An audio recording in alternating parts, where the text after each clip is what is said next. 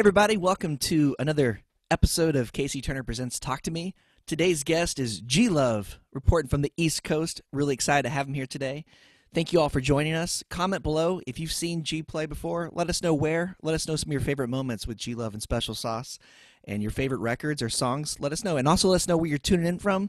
And please share this video. Help get a bunch of people watching. And down below you'll find a link to G Love's latest record, The Juice, which is awesome, and we'll talk about that in a minute. And also there's an option to throw a couple bucks if you want to help support this podcast, because no shows means no does. Anyways, welcome G Love to the program. It's good to see you, man.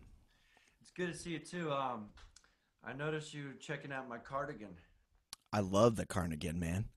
And this is a rare thing. I don't usually wear cardigans, but there's a fan and a friend named Sue Gully, and she's been knitting us like all these like matching family knitted outfits and hats and sweaters and stuff for the kids and Kelsey and I. And so, we got these chickens now. We're doing the kids club, the G Love's Kids Club, every Wednesday at 11:30 a.m. EST. So anyhow, check this out. That is incredible. So it's pretty cool, man. So we all got like the whole family has like a different kind of matching cardigan with chickens on the back. That is absolutely outstanding. Thank you for sharing that. Now are you in Cape Cod? Is that correct? Yeah, yeah. Yeah. You like? Is that winter storm come in that they were talking about? Is it cold up there right now, or is it? Yeah. To tell you the truth, it was the coldest April in Massachusetts history, or one of them. And then May's been pretty cold too. And then we got that polar vortex, and it actually did. I did see a flurry of snow in the yard that day. So yeah, it's been a pretty chilly spring, but it's been beautiful, and it's been, we live kind of at the end of the road, and we have a nice big yard. This is my first time ever living out of a city in my life, and we kind of found our little forever zone out here and forever home, and so in a way, I've been on the road pretty much nonstop for like 28 years, and this is the longest time. Like a month was. I've never been home for more than a couple of weeks at a time. So the first month went by, and I'm like, wow, this is pretty awesome, and especially because we just have a newborn baby, and it's been a blessing in disguise. And Kelsey might have gotten. She had a week of a heavy fever, so she probably had it, but everybody, luckily, you know, um, it's a weird thing to talk about, the whole virus thing. We don't need to really get into it, but it's kind of an abstract thing unless it hits home. But today it actually hit home. Like one of Lewis's preschool teachers, her husband passed, so that was kind of someone in the community. But so yeah, it's it's been great to be home even during this weird time, and we've been safe and isolated and kind of quarantined. Well, I'm really happy you're staying safe, and yeah, that's been kind of the consistent talk when I talk to folks on this show. It's like, most of these folks I'm talking to have not been home for this extended period of time ever, and many are seeing kind of the silver lining there, whether it's because you have a new child, or more time with your partner, or just more time looking at your closet and be like, I needed to organize that. Right. Oh yeah, ton of stuff like that. Like, you should see my garden right now. Like, I've got I got fucking I planted a huge asparagus bed. I planted 50 strawberries. I planted like 150 potato plants. I planted corn, and then we got all the regular stuff like lettuce and spinach and Swiss chard and mustard greens and onions and garlic and shallots, and we got peach tree, plum trees, apple trees, pear trees, and then we got 12 chickens. So we were kind of like, especially that first month, it was like no one knows what's going to happen. Is the whole sky going to fall? So we were like, all right, let's fucking get chickens. And the chickens have been the awesomest thing ever. Like, I raised chicks. I'd sit in the by where we had them and smoke joints and drink whiskey after the kids went and my wife went to sleep, and hang out with my fucking chickens. And then for Lewis, who's our 4-year-old, I mean, he's all about the chickens. So it's been a lot of fun, and they haven't started laying eggs yet, but probably this month. That's super exciting. This is the best like quarantine situation I think thus far that I've come across. So I remember when I first met you in person. I've seen you play before over the years, but I first met you back in 2013 backstage at Hardly Strictly Bluegrass. You had just played one of the most incredible sets, and I went and said hi to you. And we had a mutual friend in Austin, Texas, that also hosts house concerts. And I'll never forget that day. And I was at the end of our call, you were like, "Yeah, man, let's do one this weekend. Here's my number. Give me a text." And then I was like, "It's Hardly Strictly. No one's gonna come. I mean, like, how am I gonna put together the show?" And I had my buddy Steve be like, "Yeah, you can do it in my living room. All this." And and then we're going back and forth. I'm like, I don't think I can pull this together for Sunday night after one of the biggest festivals. And so I typed out this text to you that was like, I don't think we can do it. I was like, I'm saying no to G Love house concert. And then you're like, well, I mean, we're going to be here till like Monday or Tuesday. And I was like, oh, we could do it Monday. You're like, yeah. I'm like, oh, cool, let's do it. So that was like for me like a start of a really cool thing with you. And out of a lot of people I've worked with, you're one of the sweetest, kindest people. And I noticed right away that night it was only for 50 people this house show, which is if you haven't seen G Love play before, there's more people backstage usually at your shows than we're in the audience. And but I remember you stayed and took photos and signed every single person's card or album and took Christmas card photos with them and just made everyone leave feeling like they just knew you and you're the best friend. And I've just noticed that with you over the years, how great you are with your fans and everyone you surround. And thank you for being so rad. Thank you, and thank you right back because aside from being such a great guy and a sweet guy and it's a nice person. Yeah, like you've helped me out a lot. Like you've we've had great success together because you've been able to whenever I get a time where I'm doing something kind of off the grid out in your zone out there in Cali. You've been able to put together stuff like that one on quick notice and other ones that have a little more notice, but usually it's not too much notice.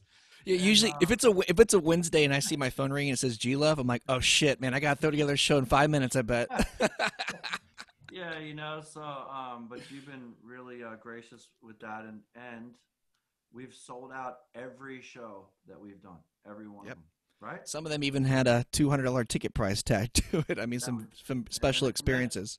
and honestly, that's a testament to you and actually your fan base, and to me, it's been great to work with you and get to know you, just because, it's I don't know, like you have a small business, but you also are running a business of like connectivity and spreading a very intimate, specific thing to your fan group and supporters of your shows, and that's really why they've all sold out because of the vibe that you um, curate, and you know it, it's really cool, and it was really cool to play in some people's houses like Steve and remember what was the house we played at Oh, out by the on the beach coast? there. Yeah, my friend Yeah, Nick Amara's house. Yeah, yeah. they moved to Costa Rica. We're gonna have to go follow them down there and play there and go Uh, surfing. far out, but yeah, I mean it's been fun, man. It's been great, and we've had a lot of adventures, and Yeah. hopefully a lot more to come. Actually, the last show we did, which also was sold out, but this was a funny one, guys, because I kind of like twisted Casey's arm to make him do this show, because I really needed it, and he couldn't do it because you already had a show, and you like to host your shows for good reason, like I just talked about, and this is probably one of the few shows that you didn't get to host, and you were missed, but we still, I think we still sold it out and had a great Yeah, show. at Hot Monk Sebastopol, totally sold out, and I was getting texts from Dean, the owner of Hot Monk. He was just having the time of his life because he's such a big fan of yours, and Oh you yeah. always do. You do light a room up. But I want to talk about. I want to start kind of with where you grew up and what family life was like for you as a kid, and how that kind of interweaved your way into finding music. Well, my family was not like a music family. They were like so at night, and in the morning, my dad. I'll never like. I clearly remember like the little this black radio my father had in the bathroom. It was like up on the shelf, and he would listen to like KYW News Radio 1060. Hey, it's traffic on the twos, and that was what he was listening to every morning before work. And then at night, and then my mother would watch like the Today Show in the mornings religiously, and then she would watch like evening news, which was like a local Philadelphia, you know, light soft news show. And back when news was like not about like killing people that you don't agree with. um, but so not a musical family, but I did. I was one of those type of kids that would like go through all my parents' shit and just like dig around the house and just find whatever I could. And I found some pretty fun stuff. But I did find my mother's like record collection in the basement, which was small but awesome, like the Beatles' White Album, Bob Dylan's Greatest Hit, Volume One, um, Donovan's Greatest Hits, Donovan from the '60s. Ah, wait, what happened? Sorry. It's okay. The computer here is hooked up to my wife's. I don't have a laptop. This is my wife's laptop, and someone was just calling her. Um, anyways, Beatles, White Album, Donovan's, Dr. John, The Right Place, Right Time, Bob Marley, Rasta Man, Vibration, Willie and Waylon, um, Carole King, John Denver, um, the Blues Brothers live record. It's a great collection. Yeah, and there might have been a couple others, but Roberta Roberta Flack. I don't know, but yeah. But anyway, like I have very clear memories of the first time that I listened to these records. The first time I put on the White Album was because I was already taking guitar lessons, and my guitar teacher was essentially teaching me how to sing and play Beatles songs. Like I must have learned every freaking Beatles song, and I couldn't figure out how to get the Rocky Raccoon lyrics to go over the chords because it's a spoken intro. Well, I didn't really realize it, so I looked on that White Album. There it was, Rocky Raccoon. I put it on. Somewhere in the Black Mountain Hills, South Dakota, there live. Oh, now I get it. So that was the first time, like, I consciously, well, except for the Magical Mystery Tour, which that was like my jam when I was like a little kid.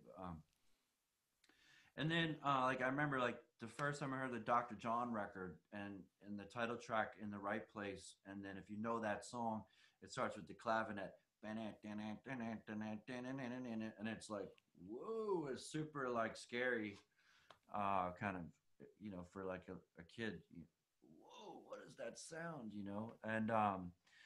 And then just all those records and just listening to the Bob Dylan. I think specifically listening to Bob Dylan's and greatest hits and then the White Album kind of subconsciously steered me towards, because when I wrote my very first song I was 15, and I don't know, like I know why I wrote it.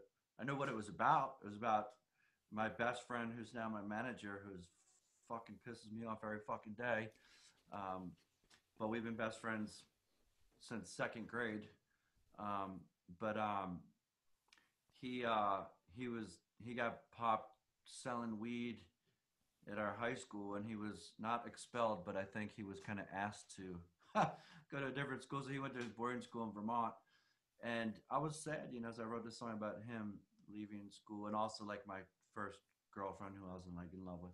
So, anyways, I don't know why I started writing songs, but I did, and then I found an expression, and so once the songwriting kicked in, that kind of you know begun my journey, and Yeah. that's continuing to this day. Once you were able to kind of really apply what you were learning in guitar lessons Yeah, to song, that was that's. And then at that same time, had you discovered harmonica yet, or did that come later on? that came like through like one of my guitar teachers was this real character named Waco Smith from Waco, Texas, and he was a real like character, like a almost like an urban legend kind of guy, like in the city of Philly in the '70s and '80s. He lived on, there's this famous street called South Street. His office was that payphone on Third and South, And if you live around Philly, then you know the guy because he was like 5'3", 300 pounds, wore the same thing every day, like either a red or a blue flannel shirt, jeans cut off by the boots because he couldn't buy jeans short enough, right, for his little legs. And then a big 10-gallon cowboy hat and those brown work gloves with the red felt interior. People thought he was homeless. They didn't know what to think. Well, what he really was a Juilliard graduate and a honky tonk guy from Waco, Texas. So he had a honky tonk band, but he also did flamenco and classical. That's why he wore the gloves because his fingers were perfectly manicured, you know. But one time I got to see his honky tonk band playing. He had a harmonica player, and I thought that was the coolest thing ever. The harmonica was like, whoa! And the guy gave us one lesson, and I'll show you what he showed us. Um, he said, "Look, go like this, tuka tuka tuka. All right, now inhale. Now go. Now go down well, and now inhale. So put it together."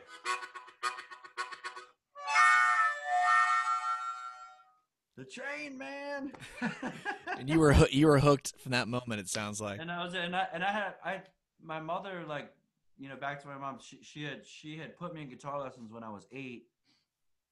Just one of those. I remember we were in the back. I was in the back of the station wagon, drumming along with the radio, and she said, "Oh, you got the beat, kid. What do you want to play an instrument?" And I said, "Yeah, I want to play guitar." And that was it. She put me in guitar lessons. I hated it, and I was terrible at it till I finally figured out how to tune it when I was about 13. But then, like you said, when I wrote that first song when I was like 15, okay, yeah, and on 15 is when I started playing the harp too, and I got the harmonica rack, and so this was like 1986. So all the kids in my junior high and then into high school were, it's like right before hip hop or us knowing about. Well, that's not true. Like LL Cool J and Run DMC would have been already having big hits, but like there was like The Cure. Everyone was playing like in a Cure or Depeche Mode like cover band, and I was like really emulating Bob Dylan, and then later I discovered the blues and got hooked to John Hammond. So that's what I was emulating, this blues and this folk music, and then the hip hop. Then it collided with hip hop some years later. So before we talk about your first performances and moving to Boston and forming the band, could you give us a song? It's a good little end of beginning life chapter. All right. Well, let's see. Well, since we're talking about some of we're talking about some of the kind of older stuff, and I want from like high school. I'll write you a song that I recorded on. I'll sing you a song that I recorded on my second record, Coast to Coast Motel. But I did write this one in high school. So this is kind of where I was at before I discovered the blues. Is very much influenced by Bob Dylan and the Beatles. So I think it. So this is a song called "Coming Home."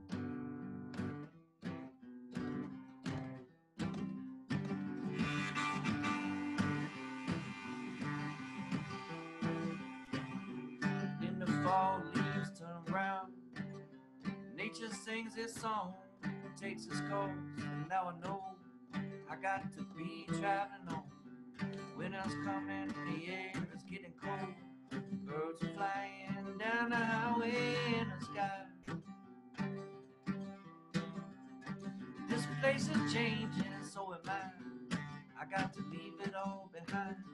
Then I know someday I'll be back to claim what's mine. And don't worry now, someday I'll be coming home. Yes, and don't worry now, someday I'll be coming home.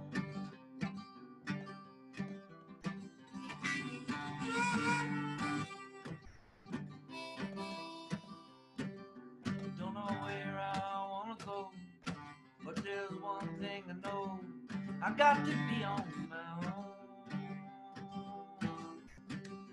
So watch me as I go, rambling down the road.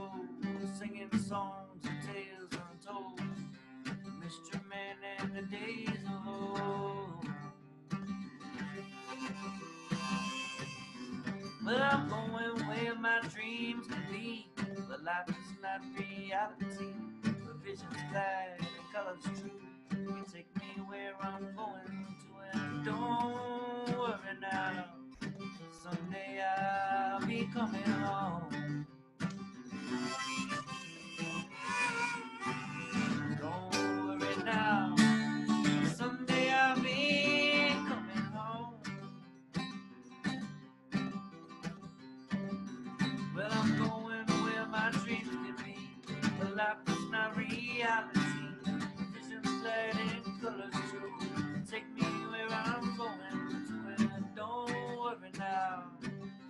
Someday I'll be coming home. Yes, and don't worry now. Someday I'll be coming home.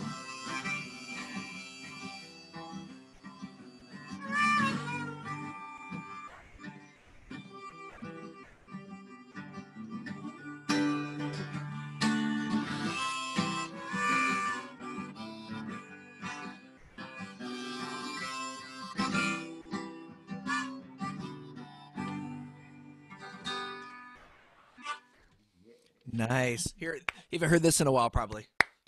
Oh, thanks. Applause. If you're just joining us, this is my guest, G Love, today, reporting in from Cape Cod, Massachusetts. Wait, Cape Massachusetts, right? Cod. Cape Yep. Cod.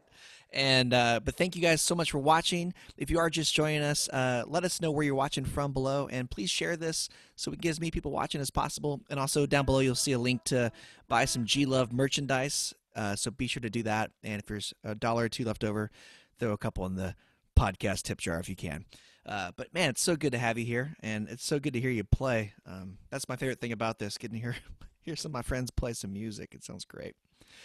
So we're up to about when you're in high school and you're writing songs. When you started writing your first song, were you hooked right away, like really into doing this? Were you getting a good? Were you playing them for your friends at all? Were you just keeping them in the bedroom at this point?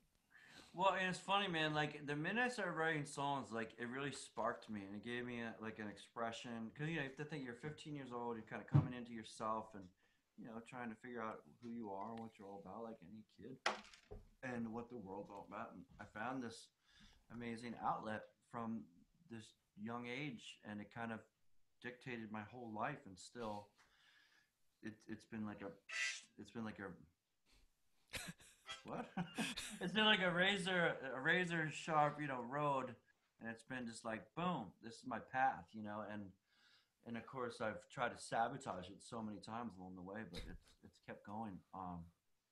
But yeah, like so once I started once I did that first song, and then I started writing songs, and then I was like then it was like apparent, like that's what I am. I'm a songwriter and a folk musician, and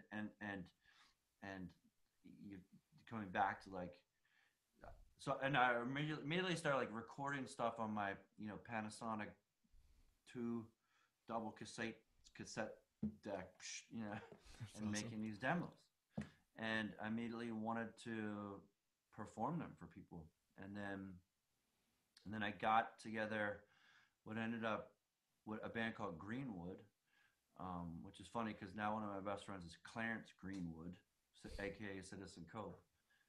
But my first band I called Greenwood, and it was like the '80s high school version of Peter Paul and Mary. It was me and a straight edge Quaker skinhead. Okay, straight edge Quaker skinhead. You know about Quakerism? Not really. Well, it's They it's. we, I went to like a Quaker school. It's a Christian religion, but they worship in a meeting house, and so there's not like a preacher or something, but it's basically a meditation. You go to sit in meeting house, and you sit quietly until the inner spirit moves you, and then you can stand up and speak and say whatever you want, or not. You don't have to speak. Most people don't. But it's an interesting religion, and it's a pacifist religion. So they were the conscious objectors in all the wars, um, and but they did a lot like for relief efforts, like after World War II and stuff like that. So it's a nonviolent, very peace thing. It's just funny. Quaker, straight edge skinhead, and then like can I say she was a chubby Jewish girl? Well, she was a You just chubby did. short Jewish girl. It's just funny to because I'm kind of tall and lanky, and it's just funny just if you can imagine a Quaker straight edge skinhead, me kind of like pretty crunchy at that point, longer hair like it is now, but it's tied up right now, and wearing like brown corduroys, and then this little, you know, kind of just kind of regular girl with a beautiful voice, and man, we played the town show in 10th grade, and it was like the loudest response I think I've still ever heard in my life, and that was the moment that like, oh, I felt like a rock star, and like I had a taste for the stage after that. Trust me. And like the school newspaper interviewed me, and it was like a big deal. And and I think from that moment I was hooked. The one thing I was always trying to be was like original, and that's why like when I come back to that thing, like well in my high school it was original because like I said everybody wasn't really hip to like all this folk music I was inspired by.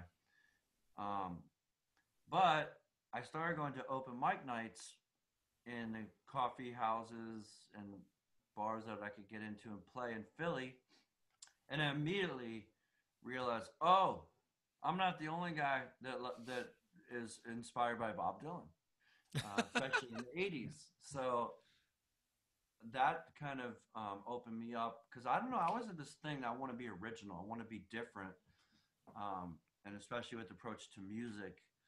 So yeah, once I saw that, then it was like the search was on, and I went to a record store and I said, "Is there anybody besides Neil Young and Bob Dylan that plays solo acoustic guitar and harmonica on the rack?"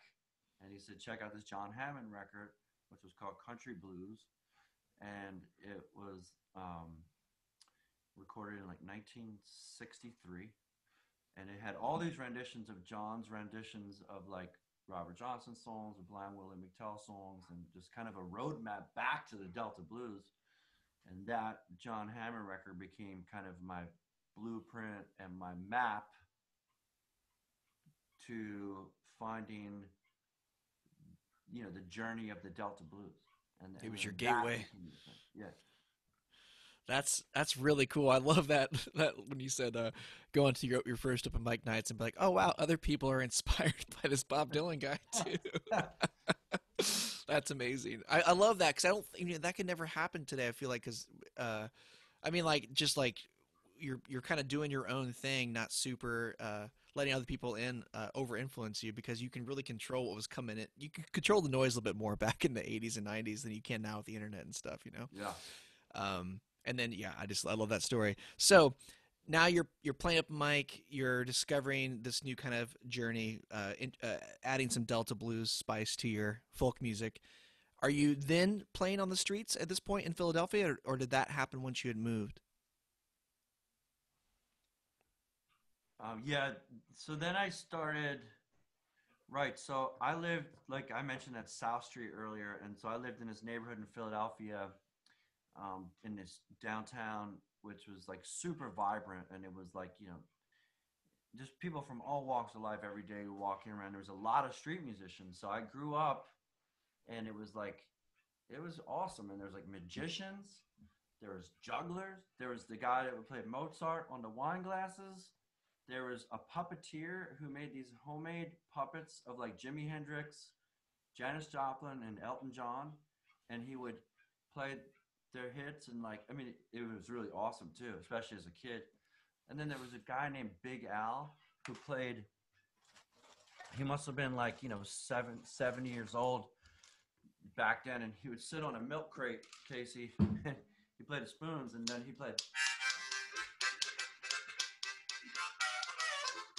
and like, and my father would give me a quarter to put in his hat or whatever. So this, and then there was, you know, just regular musicians as well.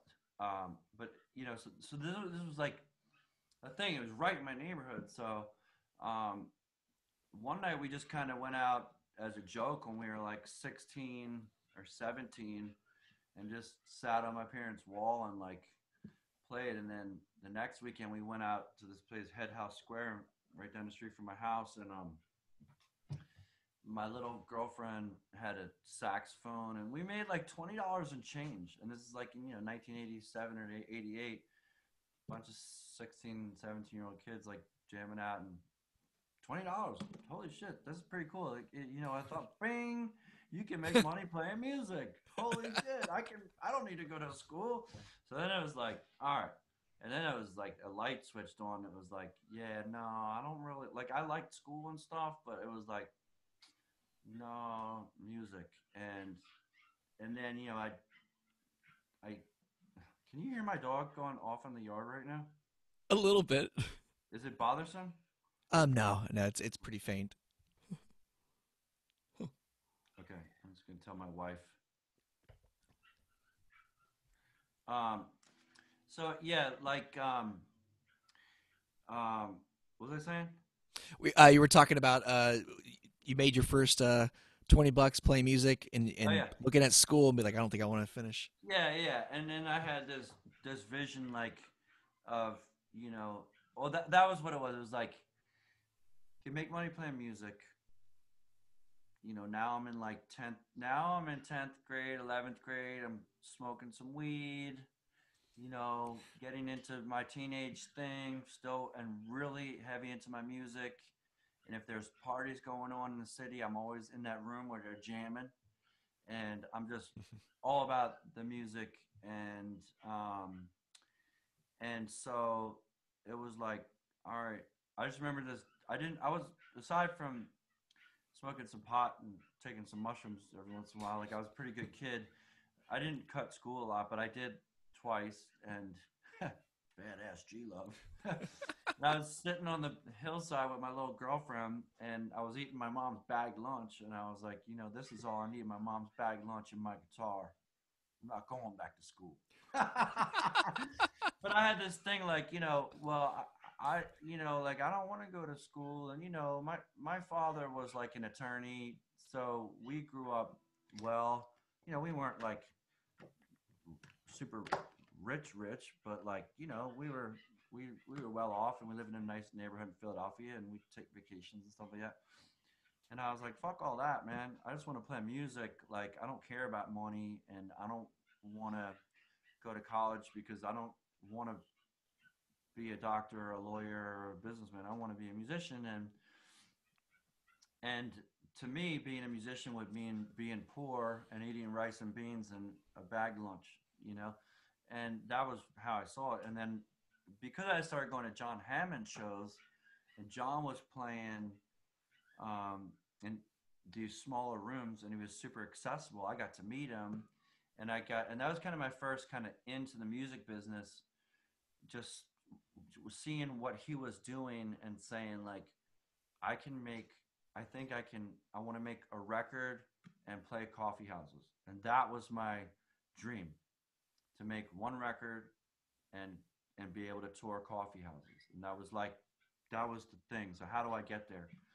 So because the music business was, and the other part of it, Casey, was like, so my two idols, right, John Hammond and Bob Dylan, who coincidentally were best friends the time that they made their first records. And John's father, John Henry Hammond, signed Bob Dylan to Columbia. He was the greatest A&R guy of all time. But of course, their careers went completely different directions. John Hammond to this day has mostly done renditions of other people's, of Delta blues, and although the last bunch of records, he is focused more on writing. And a lot of the people, like, his band was the band, and he introduced Bob Dylan to the band, right? So there's this tremendous musical history, and you know, so it was interesting because you know Bob Dylan's thing is like something that like you don't know how to get there, but John Hammond's thing was like, oh, I think I could figure out how to do that. But the music business was like a million light years away. You know what I mean? So in the 1980s and even in the 90s before the internet, like you're either a rock star or you're not. And if you're not, and how do you even like, how do you get a record deal? No one knows. MTV, like there's like mega huge rock stars. And there didn't seem to be something in between until I saw Mm. the John Hammond thing. But it's just interesting, But it was baby steps from kid in room writing songs, street musician, getting a couple gigs, and then moving to Boston, getting a couple gigs, meeting my band. 9 months later, signing a major label record deal with Epic Records. So, what made you move to Boston? What brought you to the city? And I think, I mean, from what I've kind of dug up here, I mean, that's kind of where you got your 10,000 hours when you moved to Boston, right? And that's where you met the guys. And but what, Yeah. yeah, what got you to Boston? Why'd you leave Philadelphia? Yeah, so well, for one thing, like it was a focus thing. Like I wanted to get away from my family and my friends and even my dog. Not the one who's barking by the chicken coop right now because she's alone. But my chocolate, I had Katie, my old chocolate lab, but I just needed to be away from everything so that I could just focus only on music. So I didn't, I, and it was like a big thing. It was like, so why did I choose Boston? Well, Boston, you could get a permit to be a street musician, which is really interesting because the city had something in place that was so art centric and kind of forward thinking. Like, imagine that. Like, you get like in Philadelphia, it was illegal technically. So at any time, the cops could be like, "You got to get the fuck off the street," and they would sometimes. Hmm. You know what I mean? And then in Boston, it's like you pay $25 every year. You got a little permit. You put it in your case, and you're good to go. And it's like almost like a respected profession, and it makes it that kind of thing. So, um, yeah, it was interesting, and that's why you know. Hmm. That's pretty cool. Uh, and then eventually you worked your way into a regular gig off the street, correct? In Boston? Yeah, so I had. Can you just hold on 1 second? Yeah, for sure. Yeah, no problem. While he's taking care of his dog, thank you guys so much for watching here. And if you haven't had a chance yet, please share this. It really helps get more people watching, and we really appreciate it. Also, comment below any questions you might have for G Love and anything you want to hear. Sorry. It's okay. Oh, get the fucking dog! Fucking dog. I'm like trying to talk to you. I'm like, it's like having a baby cry in your ear. But anyway, um, um, We were talking about the moving into the gig off the street is where we left off. yeah. So, yeah, actually, it's funny. Like, there was this woman named Helene, older woman. So let me just paint the picture of street musicians in Boston. It was like a super competitive, high tech thing. So I came up with my rig, which I thought was pretty awesome. I had a PV battery powered amp around like 8D batteries called a PV Rage or something. And then I had two microphones I plug into it, a Shure 57 and a Shure 58. And, um, or maybe I actually had a pickup in my guitar. I don't even think I did. No, I did. I must have a pickup. And then, so anyhow, everything in that amp, just vocal. And I had a chair, folding chair. I put straps on, made into a chair pack. And I had a little like cart that I put all my shit on and get on the 39 bus from Jamaica Plains down to Copley, and then take the Copley to Green Line to Park Street Station, get on the Red Line, and then go to Harvard Square. So a bus and two trains was my commute, and then you get out there and like there's a guy playing like reggae Bob Marley covers with like two car batteries and like a Bose PA.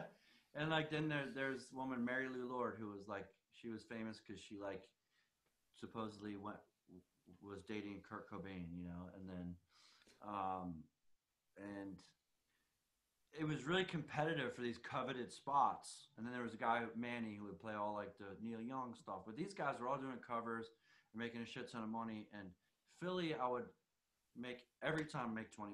In Boston, I'd be lucky if I made like 5, $10, enough to get like 6 muffins and a lemonade from Au Bon Pain. Ha! And that was my jam. But like, yeah, it was like competitive. But so when the point of the story is when people would watch me, I would be like, holy shit, someone's watching me, because no one would ever watch me. But yeah, this one woman was watching me and stopped like, hey, you sound like a young John Hammond. Awesome.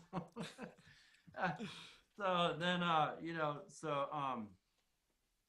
yeah, you sound like a young John Hammond. All right, cool. Well, yo, I booked the bakery at the Middle East. All right, great. Middle East, like a rock room. They got the big room downstairs. They got the rock room upstairs, and they have a bakery where they do acoustic stuff or small, just nobody music, like I was at the time. So I got the gig playing there every Wednesday for a month, and I think I got $25 a time, and maybe I got dinner. And the waitress hated me and eventually got me fired because she hated my music.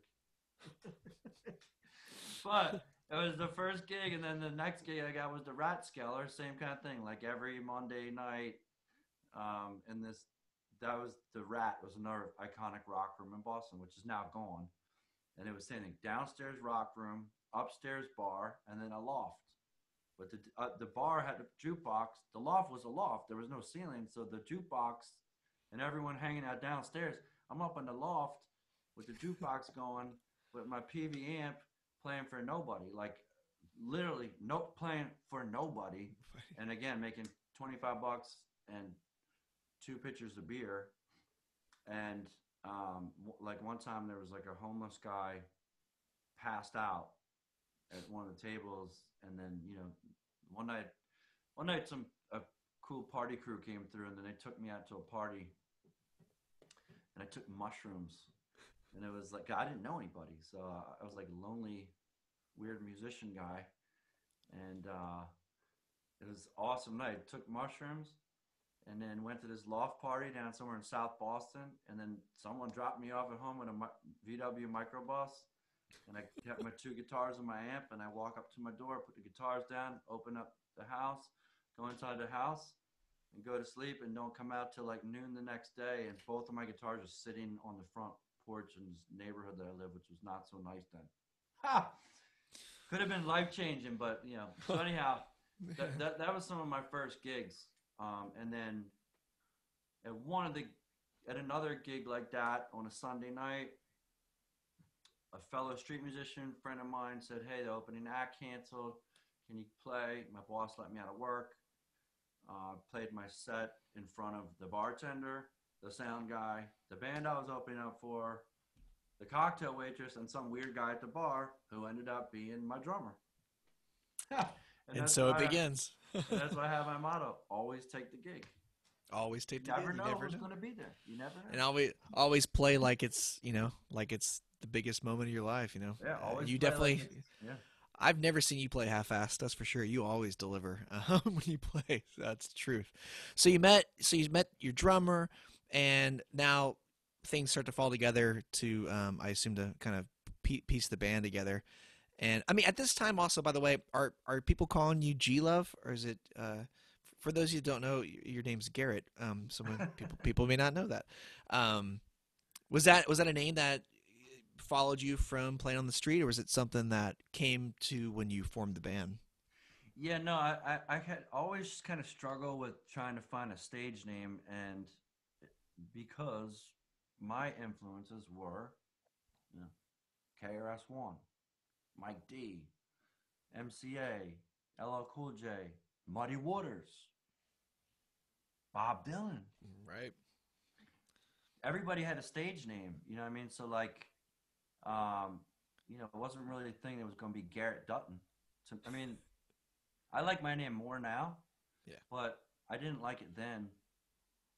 It didn't sound very like bluesy or rock and roll to me, Garrett Dutton. So it was like, so I first went by the foot stomping street side blues of Garrett Dutton, and then I went by Crazy G, and then I had my demo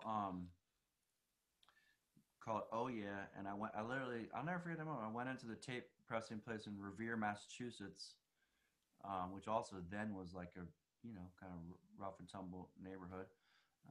And I went in. The guy goes, "Well, what do you want to call it?" And I'm making 250 cassette tapes to sell out of my case. And I go, and I had done this little interlude in it where I just played a slide lick and said, "Oh yeah," and that was on the cassette. So I said, "We'll call it G Love, oh yeah," and that was it. And then I called it G Love. And then when I met my band, and we decided we're gonna put the band together, Jeff, my drummer, said, "What do you want to call it?" And I go, "We'll call it. I want to call it Special Sauce." Because I always wanted to have a band called Special Sauce. And then he goes, "Well, no, it's got to be G Love and something." All right, G Love and Special Sauce. And that's so that was around 1993, I think, if I got my timeline ish correct. And so Yeah, you guys are how old are you in 93? You guys are young. I was 20. I was 20. Yeah, 20 just turned years old. 20 in October. Yeah, October 3rd, 1992. I turned 20. I met Jeff that December, Hmm. and then we had our uh, first couple gigs in January of '93. And then things kind of happened quick. Once that, I mean, so it was interesting. The last interview I did was with Glenn Phillips of Toad the Wet Sprocket, and I was telling him at the end, I was like, I'm really excited to talk to G Love because I think there's going to be some similarities because he was very young when that band formed. Although that was in Southern California where bands are getting signed left and right, you know. And I don't know really what the scene was like in Boston, but it does seem like even I mean around that same time his was a couple years before yours, but same kind of window there. Were bands getting signed a lot in Boston? Was there a scene happening where when you've got something kind of spicy going on, there's a place you play and there's a dude probably waiting outside to give you an offer? Was it that kind of vibe? No, I mean back in the day, there were like record label reps in most big cities. So there was like rep, like a Sony reps and stuff like that. But I never, we never got really met them. But till later. But Mm. what you call it? Like um, wait, what was the question again? Well, just saying, like, so when the band formed and you guys started playing in '93, just how quickly things started Oh, to come together and led to a record deal. I mean, in the oh, grand scheme of things, pretty quickly. I mean, it wasn't like you were yeah. touring for 5 years and landed something, you know. Right. Well, actually, I remember. Sorry, I lost my train of thought. But you asked, was there a scene? Was people getting signed? Well, there was Morphine. Morphine got signed. There had been a Mm. band called Treat Her Right, and Mark Sandman and Dave Champagne were two of the principals in that, and they had a record deal, and they were famous around Boston. And then they broke up, and then Mark Sandman's next project was Morphine, which of course got signed to Ryko Disc, and then Ryko Disc got bought, and then Morphine blew up. And of course, sadly, Mark Sandman kind of passed away on stage in an Italian festival in the '90s at like probably my age, 47 Mm. or something like that. But and Mark was really kind to me. Actually, he gave us his Monday night at the Plow and Stars in Cambridge, where we had a residency there for you know every Monday night for months and months, and that really helped us to cut. That was where we kind of cut our teeth at the Plow and Stars, so yeah, there was them, and then we got signed next, and then and then my rapping partner, he started his band Jasper and the Prodigal Sons. We signed to Epic Records slash Sony, and then Jasper got a deal within the next year from Geffen, and but yeah, Boston had a scene, and it just so basically like everything's happening in New York. So if you're in Philadelphia or Boston, you're within striking distance. There was a thing like you get your local thing going, and then somehow you infiltrate, and then you'd be driving down the Mass Pike to New York, you know, going down to do a showcase, and that was the thing. So that was the thing. Go get show you. So how do we get to the showcase part? I was sending we were making started making demos like right away, and we made so I sent this demo out, and we played the Philadelphia Music Conference, And we the first time I came back to Philly because I kind of got discovered out of Philly, even though I moved away. We came back to Philly and did a show with the Roots, who were called the Square Roots then, who were trying to also get a deal, and we ended up getting a producer there and started making our demos in a real studio, which ended up being our first record. And then shit started like happening because we were doing something unique that no one was doing, and like every gig in Boston was leading to multiple gigs, and it was like, man, and like the gig at the Clown Stars, it started out with just the regulars. After a couple weeks, there'd be a line down the block. I mean, every Monday night, free cover. You got paid $125, 3 sandwiches, and all the Guinness you could drink. But shit was rolling, Casey. It was like it Can was you fun. could you ever imagine? Yeah, when that first record dropped, your self-titled record, which has to this day your kind of anthem song, your cold beverage, your hit. I mean, you've got several hits, but that's just one that really pops out. Could you ever imagine still singing that song today and getting the request for it? Off your first record, can you imagine that song would hold up for so long? It's really funny. I mean, songs are funny because as songwriters, we just write songs and we write them for the moment. And that was just a funny little moment. I was waiting for my car to get fixed, and my '63 Dodge Dart, getting the brakes done on it, and I was reading this like kind of music rag, like little like one of those kind of Xeroxed copied music rags that someone put together. And I saw the word cold beverages, and I was like, you know how sometimes words like hit you in a funny way, and you're like, that's a funny word. I like cold beverages. And I wrote down the lyrics around the outside of the thing, and then went home and just was like, I had this, which is really rooted in some Delta blues, and then I did. There's an old John Hammond song, 3220 Blues by Robert Johnson song.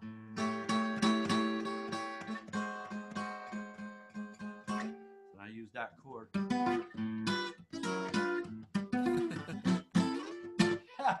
And then I showed it to my band, and like Jeff just came up with the beat, and then it was like the perfect song. And there's been a lot of times I've been like, why?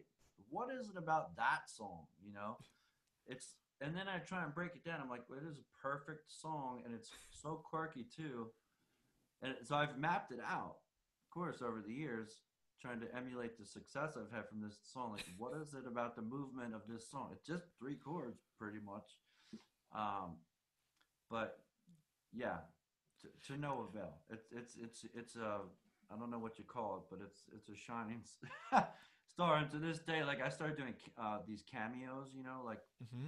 everybody wants a shout out, and there's this app Cameo, and it's awesome. It's like it's a great way for fans to support musicians on Cameo. You should get a Cameo I've account. seen the app. It's pretty cool.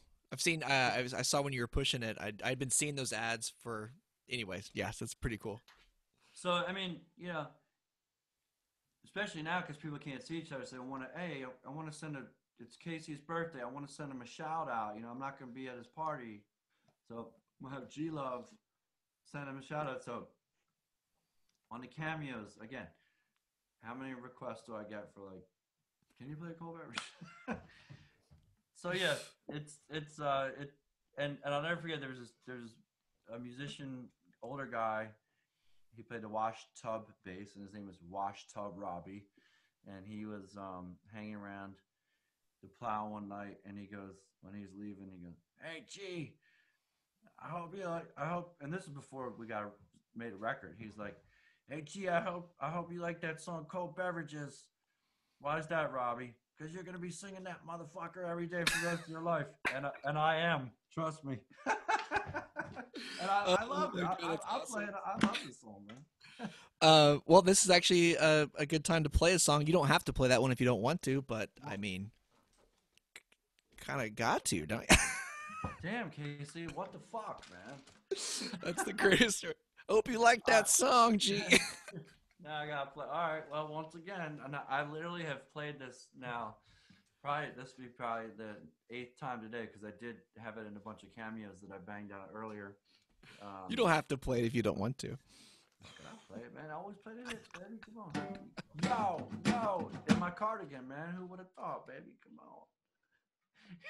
Yo, could I get a cold beverage? I need some leverage. It's sweaty outside, lemonade will be nice. So a sprite from the drop to a BK. Yo, I buy a girl a drink, but the girls got to pay on the front porch. I got some ice tea.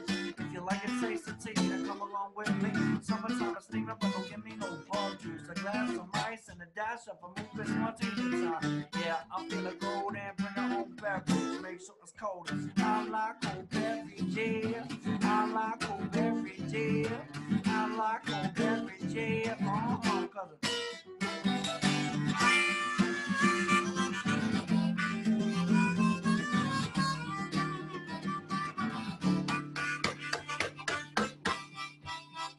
Cause give me a frosty mug, fill it with a end up.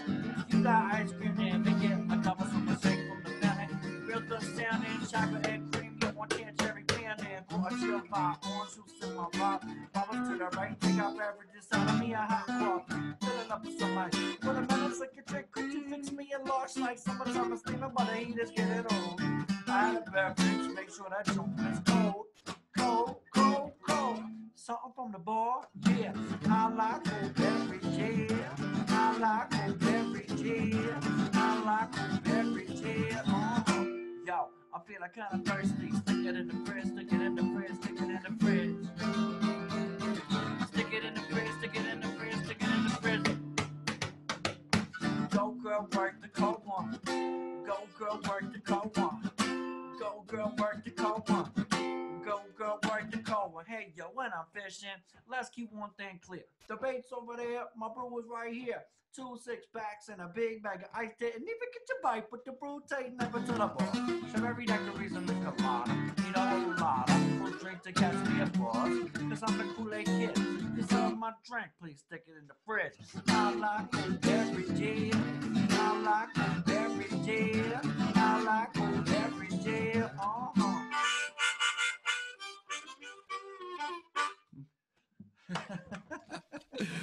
I love it. You're listening to G Love, everybody, and he's hanging out in his home there and performing all the time from his home. It might be a kids show, it might be a G Love show. I stumbled across one of the kids shows the other day, and I was on the floor. I was having a blast. You were doing the wet noodle. Oh, the You wet had noodle, you yeah. had like three chickens on you, and you ended the show being like, "I'm pretty sure that chicken just went to the bathroom on me." It did. Hope that cardigan though doesn't get the chicken spice. I was just, Casey, I was just thinking like random weird thoughts sometimes fly through your head while you're performing, and it just was thinking about like I play that song so much, and that led me, I think, to thinking about. I'll never forget this festival. I went to see John Hammond, and it was the Apple Farm Folk Fest, and the headliner of the festival was Don McLean of Bye Bye American Hmm. Pie, Yeah. and of course you know, so talk about a guy whose career has been defined by that Bye Bye Miss American song, Bye Bye Miss American Pie song, which is not only a great song, but it's a long ass song. But man, I'm telling you what, it was, and I was 17 and like really into my music and into watching people perform. And I was so disappointed because it was so clear to me how utterly disgusted Don McLean was to perform his hit and how much he hated it. And it might have just been that one day, and I'm a fan, and I'm a fan of that song, and I was so bummed.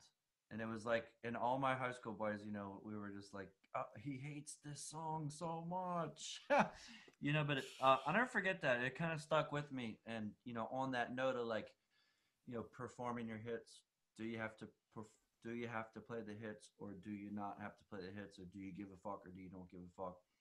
And there's a million different answers, and it's every artist up to them to decide what's good for them. I like to play my hits. Mhm.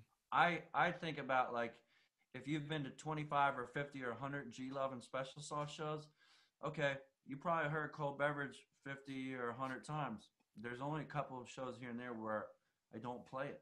Um, it was funny the other night, like I've been doing Zoom, like private, Zoom parties, G Love house parties, and so a bunch of like real hardcore fans booked it, and they sent me like the playlist, which definitely, which absolutely did not have Baby's Got Sauce or cold beverage. Oh, And I wow. said, well, I noticed on your playlist you guys don't have cold beverage or Baby's Got Sauce, and they're like, yeah, that was by design. We've heard it enough. Oh, I mean, I was like, all right, it's cool. Like to me, did it's cool. They did want they me on sit, the East did Coast. they send you back where you had to go relearn some songs you probably don't play as often because Yeah, they dive deep? yeah, yeah, That's pretty cool. yeah. Well, I got just a couple more things I want to talk about. I got a couple fan questions, and then we'll end with another song if that's okay with you. Sure. There's no way we're going to get to all my notes here, which is totally fine. But it's fun talking to you, and I'm always worried like if I have someone on because you and I have hung out and had drinks, and but we've never like sat like this. So I'm like, what if I was like, oh, what was like moving to Boston? If you were like, it was good, and I'm like, okay, moving. So You really only got to ask me like one question, which is like, "Hey, how you doing?" And then I could just send you talk down the for like hole. an hour. Uh, um, okay, so let's see here. The next, so things are happening. Things are great. You got the record deal. You guys are now touring and gaining a lot of success. Song is on the radio, I assume at that point. So in '95, you put out your Coast to Coast Motel album, and shortly after, it seems like the band split that year, right? Yeah. So what? I mean, you guys are obviously together now and rocking. And every time I see you guys are looks like you're best friends on stage having a good time. But I mean, what led to the band taking a break? And when you guys were on that hiatus for a few years there, were you still playing solo? Did you form a different band? What is there? If you want to share any of that story, I think it'd be interesting to hear your No. side. No, okay, we don't have to talk No, about I'm it. just joking. No, Ah, I know. I just. how dare you? No. Yeah. We were burned, man. Like, the first record came out and was a tremendous success, although we didn't know it because we were just grinding. We were living in a fucking van, and it was not like a nice van. It was a piece of shit van, and we had two vans, one for the crew and 12 passenger rental van, and so we were just driving around like maniacs trying to make it to the next gig, which I don't even know how the hell anybody did in the 90s with no navigation, or we didn't have hotel reservations. It would just be like, play the gig, all right, we're gonna stay here tonight, or no, let's hit the road. And it's fucking so crazy. And it's crazy that we're alive, honestly, just like all those nights on the road. um, but we are, and we made it through. But we were burned, and we didn't know we were having success. And frankly, we didn't give a fuck because we were just creative people, and we just wanted to play, and we just wanted to write and record. And so it was a big mistake in my career, trying to push the label to be like, I want to make a new record. I want to make another record. And they're like, well, you're working this record. And I'm like, fuck this record. I hate this shit. I want to make the new shit. Um, and so we should have done one more single, and it should have been This Ain't Living. And I guarantee you, if This Ain't Living would have been a single with Jasper and I, it would have blown through the fucking roof. But we didn't. And at that point, we also were sick of hip hop because we started playing shows with all these hip hop acts, and the crowds hated us. Like, we were opening for Tribe Called Quest and Gank Guru, and this was when hip hop was still like, you know, it's cultural music by and for the African American community, and white people are just starting to come into it. But like, you know, trust me, a lot of those hip hop audiences not want to see three white boys on stage playing instruments, and it sucked, Mm, right? And so I was like, fuck hip hop. And that's why our second record was a blues record, Coast to Coast Motel. Well, that record came out and immediately, like, did not connect with the fans that loved the first record as much. And so now you felt the energy go from this crazy euphoria every night to, like, like mm, more like, hey, I just remember being on a Coast to Coast Motel tour and just coming home from that tour feeling like I lost a basketball game. And then we mm, were doing a ton of college shows too. And I remember on this college run in the Northeast, and we're just burned. And I was trying to search. So, like, before one of these afternoon, we had two shows this one day, like Connecticut College and Rhode Island College, or wherever the hell we were. And we played and in the afternoon before the first gig, I like was met some college kids and we went and walked in the woods and smoked a joint. So I was like super stoney before the show, which I don't often smoke.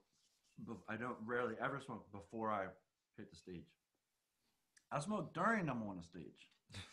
Once I'm gone, but like so, anyways, I was searching, just trying to get just feeling like not creative at all, and so I called a tune, which was a new song that I was working on. I hadn't showed the band, so I turned around, um, I called. I said, I started playing the song, and Jeff goes, "What the fuck is this?"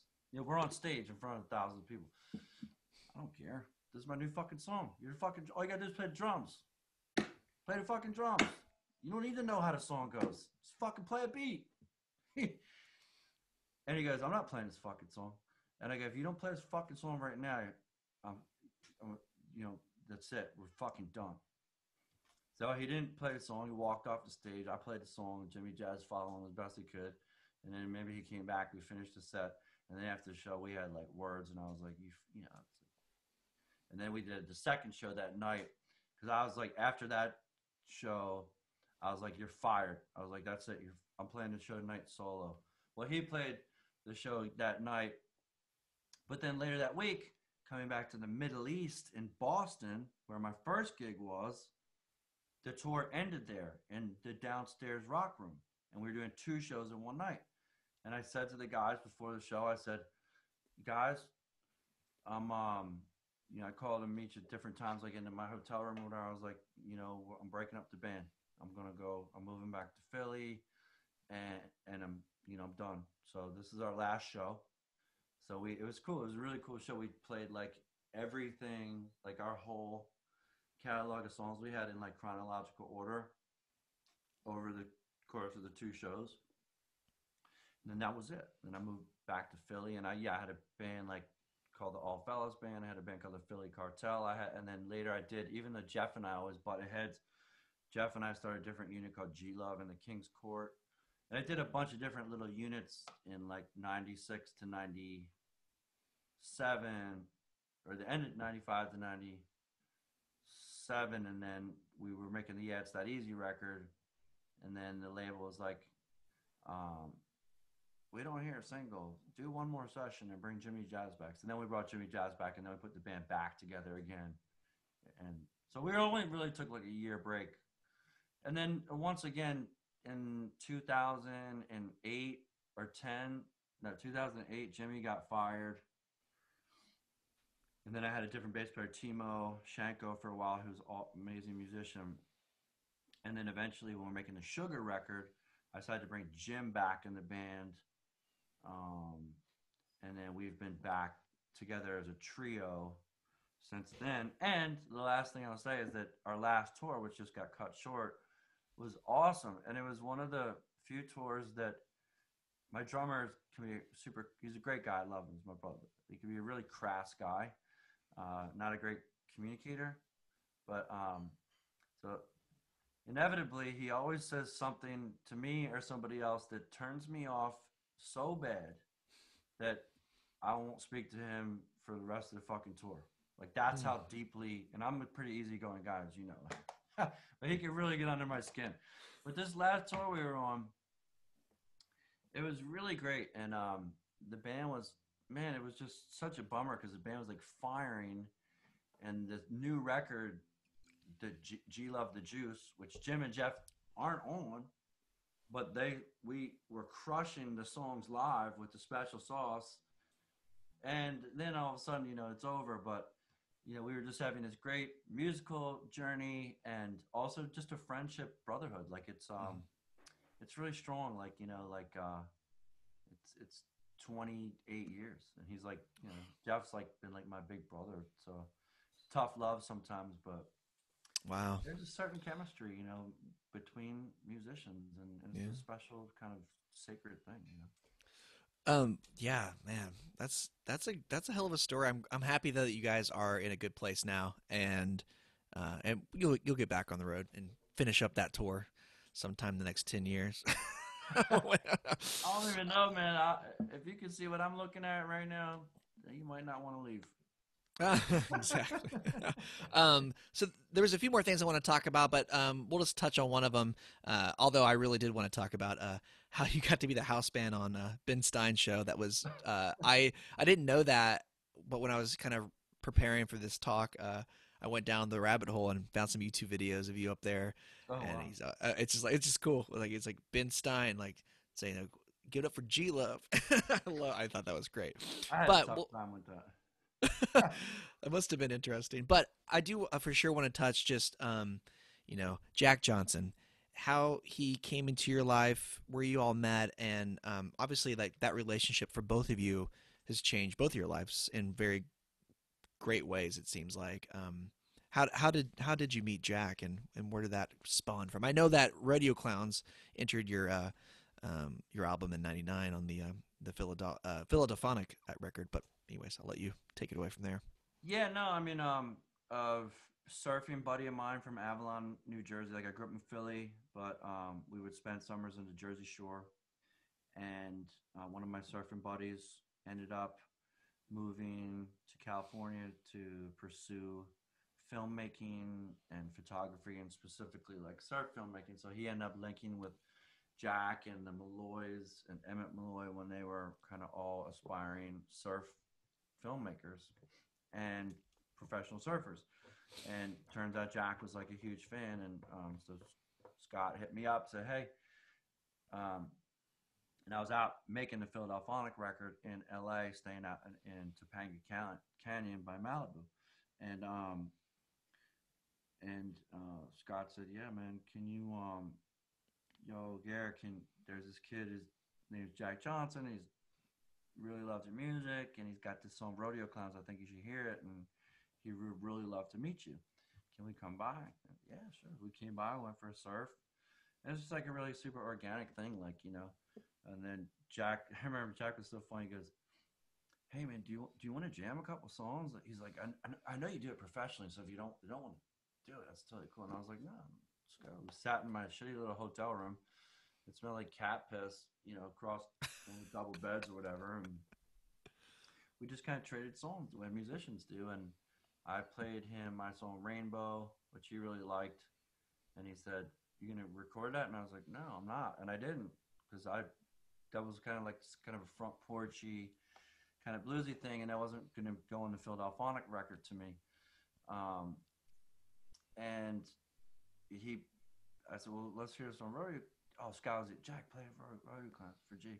Oh, play rodeo clowns. I was like, "Oh, well, this is like super catchy, and the lyrics are cool, and he's kind of rapping but kind of singing, and you know and meanwhile I got the record label breathing down my back like, "We need a single." Like that became the thing, like making records, like we don't hear a single. Philadelphia, we've been recording now for like, all these different sessions for a year, and we don't hear a single. So I said, "I hear a single." And then Jack gave me, and he basically sat down and played like his whole first, what would become his whole first record. And I'm thinking, man, it was so effortless and like natural, and the lyrical, it's Jack. It's like his voice was really smooth.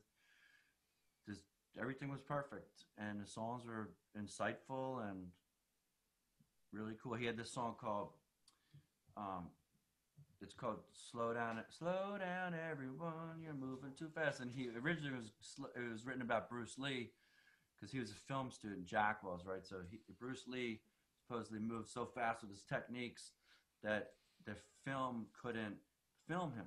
He had to slow down his natural speed so that the film could capture him. So he had a it's called Inaudible Melody is what the song's called. And originally it went, "Slow down, Bruce, you're moving too fast. Frames can't catch you when you move like that."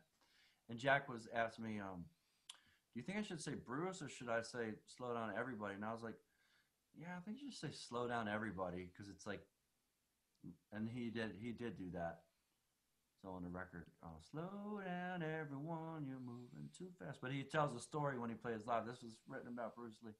But yeah, we traded songs, and then I took the demo to my producer, who was T Ray, who was like a hip hop guy, produced Cypress Hill, um, had just produced Eagle Eye Cherry, I think, for the second huge Santana record. So he was like pretty big time at the time.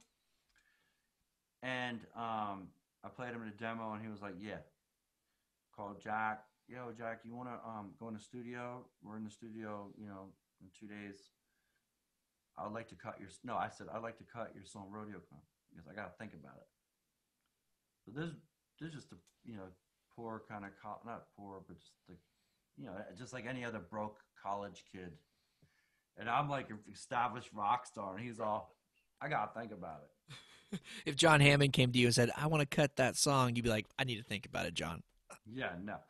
So, um, so I don't know. We spoke the next day. He goes, well, would you want to?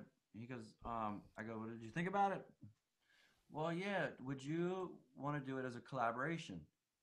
Because this is how smart Jack was, even at this time. That's why him and his manager and his wife have been able to conquer the music business, um, aside from his great talent. But you know, yeah. So collaboration.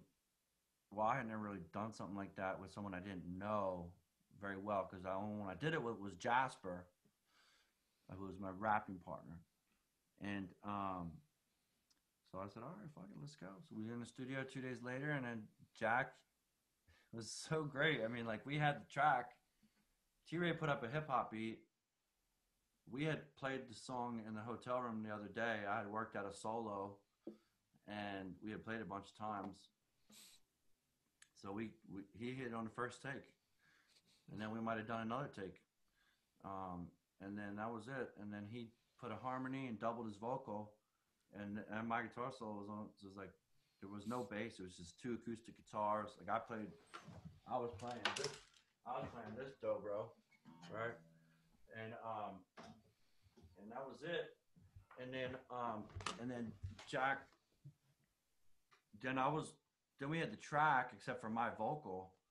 Well, then I had to do my vocal in his flow, trying to match his voice, which was a real struggle for me to the point where I was like, really, emotional about, you know, fuck this, I'm not doing this shit.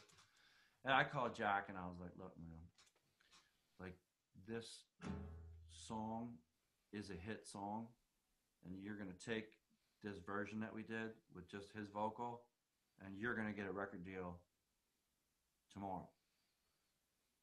I'm not doing it. And he goes, oh man, I really, he taught me off the ledge. So it would really mean a lot to me to do it with you. All right, well, I kept trying, and then yeah. So if you go back and listen to that version of the Philadelphonic record, it's interesting because what you hear is my voice is in the center, and then he has three vocals, a doubled main lead and a harmony. So it's really heavy. You hear his voice, but you hear my voice too. But and then that was it. Then that kind of gave him enough steam to get him on the map. And then Ben Harper's camp kind of came in. Ben's old manager JP Plunier, and kind of we didn't have our shit together because you know kind of Ben Harper's camp kind of came in and kind of pulled Jack over to their thing. And Jack was also a huge Ben fan, and and then they ended up cutting his first record, and then JP and I are super cool now, but like I think it. Well, I don't know. He's been kind of supportive of me over my career, up and down, but long story short, they had Ben Harper on the record, but they didn't invite me to be on the first record, and then of course I've been on many of his other records since, but and then of course the rest was history. That record, Brushfire Fairy Tales, came out and sold 60,000 copies in California alone in 6 months, just word of mouth. And he had in like San Diego, this radio station 99. Fuck, I can't remember the radio station right now, but they were spinning. They were big on our version of Rodeo Clown. So when Jack's record came, and in our version, I go, "Yo, this is G Love. This is my boy Jack Johnson. Hit it, Jack." So they saw Jack Johnson record come across the desk. Oh, that's that Jack Johnson kid from the G Love record. Put it on. Well, it fucking went off. Like this is like an old school success story that just doesn't happen. And everything was right. The timing, this music, Jack, his whole vibe. And so there's these, they do these Del Mar racetrack shows that are free shows. They're expecting like 3,000 people to come for Jack's show, and like 30,000 people showed up. And then every major label, like president, was like flying private jets to take Emmett, Jack out to lunch, and then they finally signed with Universal and basically wrote their own ticket. So the really interesting story of about the music business and these guys really navigated it. But it was cool because one of the first things after that was they put out the Thicker Than Water soundtrack for one of their surf movies, and Jack wanted to cut. He's still thinking about that Rainbow song that I had, so he asked me to cut it for that, and we did it as a duet. And we performed it on David Letterman. It was really cool. So one thing you say about Jack is that, and full circle connection to you, fuck, our buddy, Oh, Craigie. yeah, John Craigie. So um, Jack somehow had a tape. Jack and Kim had somehow a CD from John Craigie, and they ended up.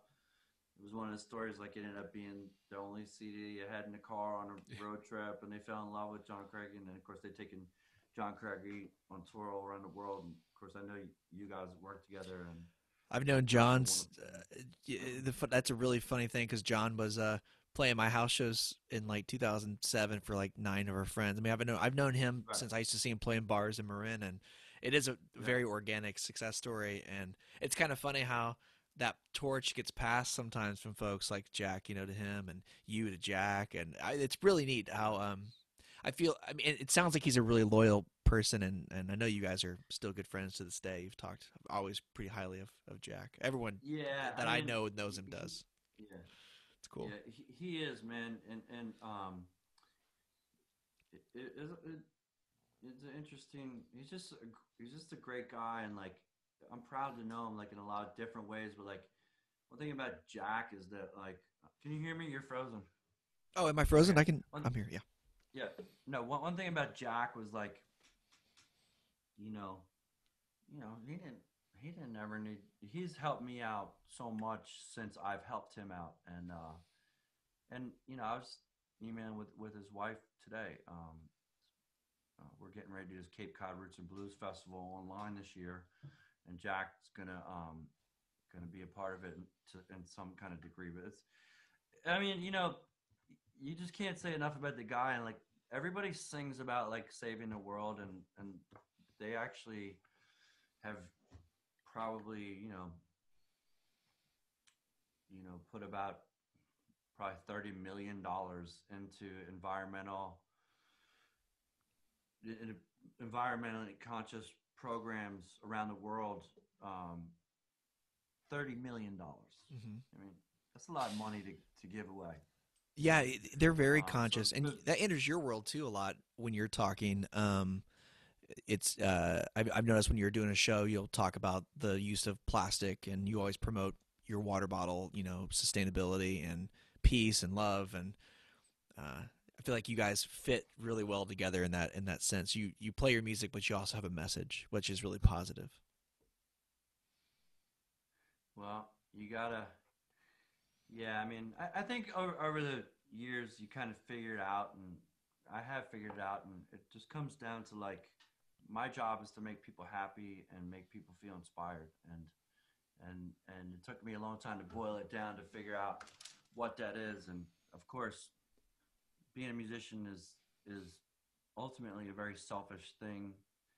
The whole process of becoming great on your instrument or as a songwriter requires a lot of solitude and you know delving deep into yourself and into the time you have. And But I think over time, like you realize as a performer and as an entertainer and as a songwriter, like the main thing is like empathy and connection and giving to your audience, whether that's one person or a million people. And when you're writing songs, like yeah, it's about your deep personal emotional life, but more and more I try and make it less about me, even though it's coming from me. I try to make it about just giving it, giving it.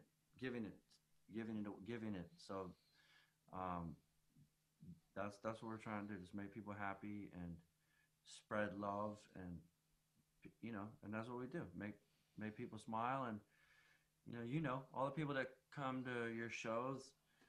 You're giving them, they work hard for that moment to like let it all go and be inspired and come away happy and have a feeling. Like that's why we sing, Christmas carols at Christmas. We don't just open gifts. Like we come together and like it's something that humans need to do. They need to sit together, share music and this vibe. That's what Oh, we you're do. making me miss being at a show right now, man. Oh, that All right, was man. so well I put. gotta go, Yeah, man. I gotta get yeah. ready for my live stream, man. Let's close out with the song here. But I have just a couple fan questions. We can plow through them. All right, We'll okay. the fastest answers we can do, and then we'll. This has been a great time, G. Thank you so Me much too. for taking time out of your day to be here with us. Okay, let's see here. Let's just plow through a couple here. Rick and Jess out of Nevada. I think you know those guys. They said they've been listening to your Hunker Down sessions on Thursdays and your morning shows on Wednesdays with the kids. And they think your voice sounds better than ever and you look relaxed and happy. And they're so thankful for these shows. It's bringing them a lot of joy during this time. They're curious, are there some songs that you enjoy playing besides the usual requests? Hey, how many times have you had to tell Rick at the show to tone it down? Yeah, I mean, yeah. What are they saying? Do I like it? What is it? Like besides the requests that you get constantly at shows, the hits, are there any particular songs that you just really enjoy playing that maybe you don't get to play as often? Of course. Cool. That I'll perfect. end I'll end the show with one of those. Perfect. That's great. Rick and Jess. Frankie Bourne. First, he wants to say that the juice from Good Life Brewing is one of his favorite beers, and he loves it. And he hopes you come back to the Hot Monk in Sonoma soon. He really enjoyed that show. He wants to know, how did you come to collaborate with Tristan Prettyman on the track "Beautiful" from the Lemonade album?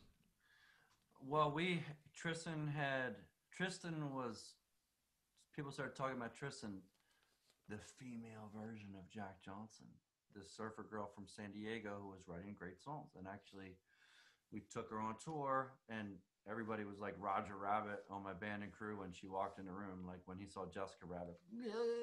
you know, uh, she's a very beautiful woman, and we all fell in love with her.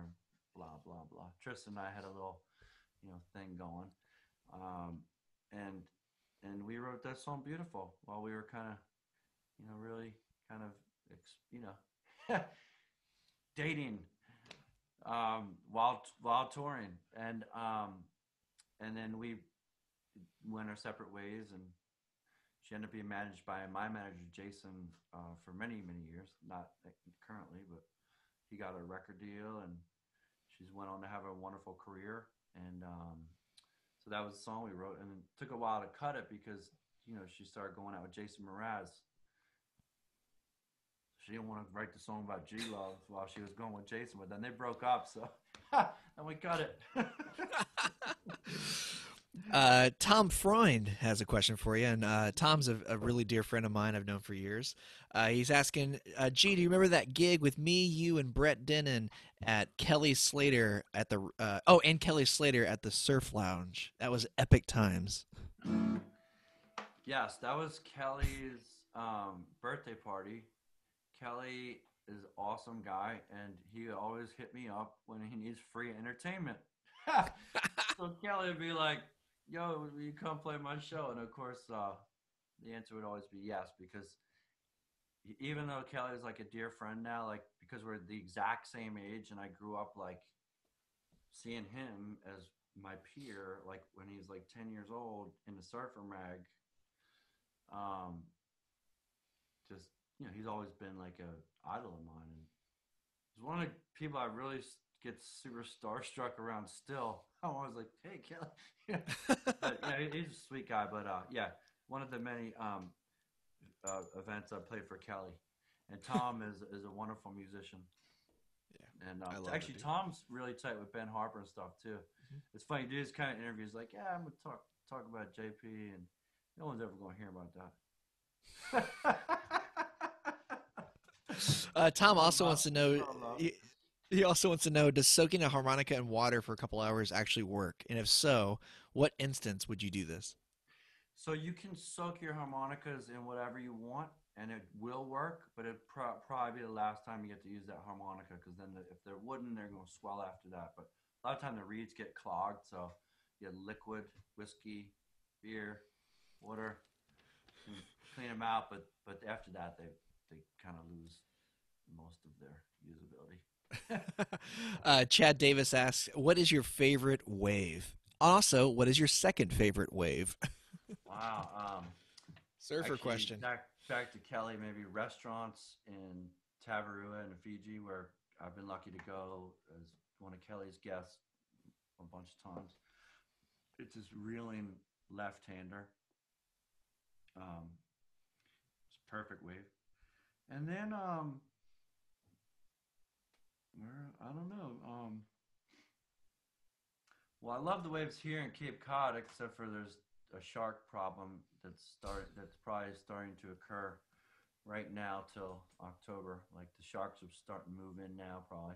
I saw a seal the other day, and on the inside water in the bay that had the back, like his whole back bit off, and he was dead, obviously. But he had crawled up on the beach.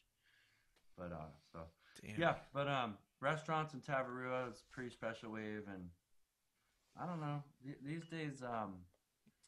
Just wherever I can go surfing with some friends, and surfing's kind of a passion, but since the Sharks moved in here pretty hardcore last couple of years, like I've noticed that I've kind of finding more and more excuses to not go surfing, and I think I'm also getting a little older too, and it's not it's still a passion, but like I think the Sharks have kind of made me subconsciously make it less of a passion, because I want to like you have to think about it. Like it's really serious. Like I've seen them multiple times, and like they're around, and we're in their habitat if you choose to surf in the summertime and the fall around here. So it's like you have to ask yourself, like, how much do I love surfing? Like, do I love surfing enough to be the guy that gets his leg bit off when Oof. and not be able to like run after my kid? Yeah. Like these are, or not be able to stomp my foot when I play guitar, or not be able to play, not be able to work. So yeah. Ha! There I it think is. we said it. Perfect way to wrap it up. G Love is scared of sharks. You Close us had out the with. perfect ending, man. Then you kept going. It was just I like a G-Love know. show. It was just like a Oh G-Love damn show. it. Just stop. Leave us with a song, man. Thank you again for being here, and All right. much love to you and your family. Well, this one is called Digging Roots, and this is off the new record, The Juice, which is out now. Guys, check it out if you haven't. It's a really great record produced by Kebmo, and this track on the record features one of my dear musical friends, Ron Ortiz II. And this is a song kind of like close to my heart, because it's about like our spot here in Cape Cod, and my family, and kind of I'm digging roots. I'm pulling weeds. I'm making room for you and me. It's one of my favorite lyrics, and yeah. So here it is. And it goes like this.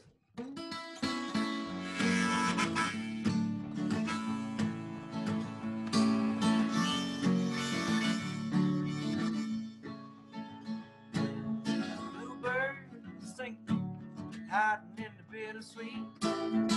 Big tree growing, been a lot longer than me. Strumming that guitar, Charlie girl resting by my feet. Watching the time roll by. Oh, I'm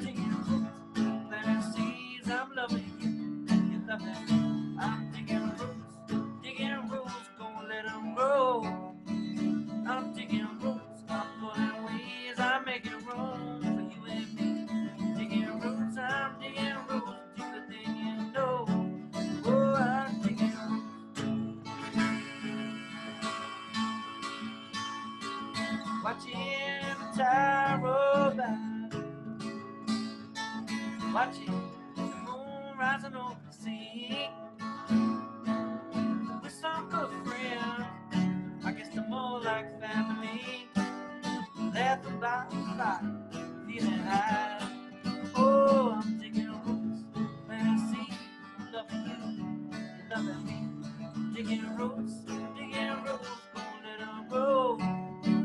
I'm digging roots, pulling weeds, I'm making room for you and me. Digging roots, I'm digging roots deeper than you know. Oh, I'm digging roots. Time, let me go.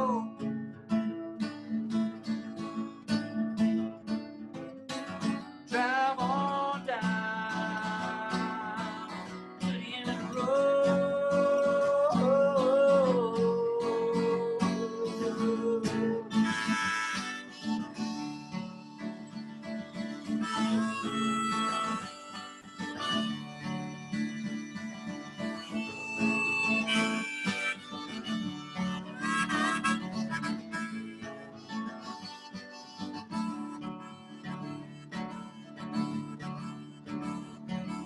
Rocking in a rocking chain, picking from a yard sale down the street.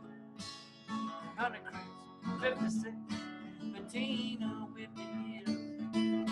Blue swinging in air underneath the cedar tree.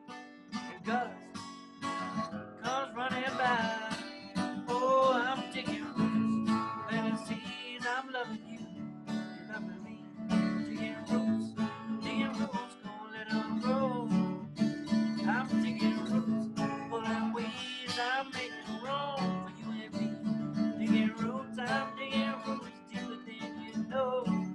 Oh, I'm digging roots. I'm gonna send this one out to Rick and Jess and everybody out there on the West Coast who's ever come to a Casey Turner Presents G Love show. Love you, brother.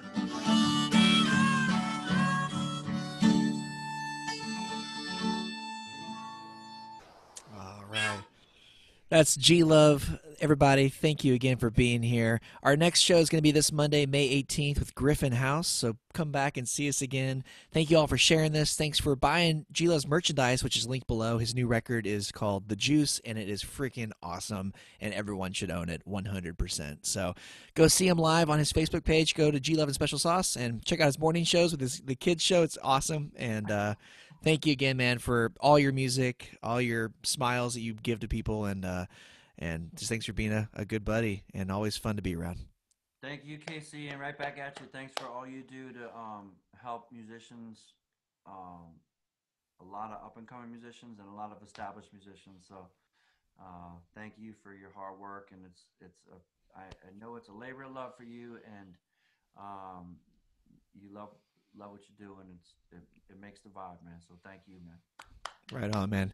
Take care, stay safe, and we'll see you out on the West Coast again soon when I this hope whole so. thing blows over, which will happen. So, all right, everybody, everyone, take care of one another. Thank you so much for watching this. We'll see you soon.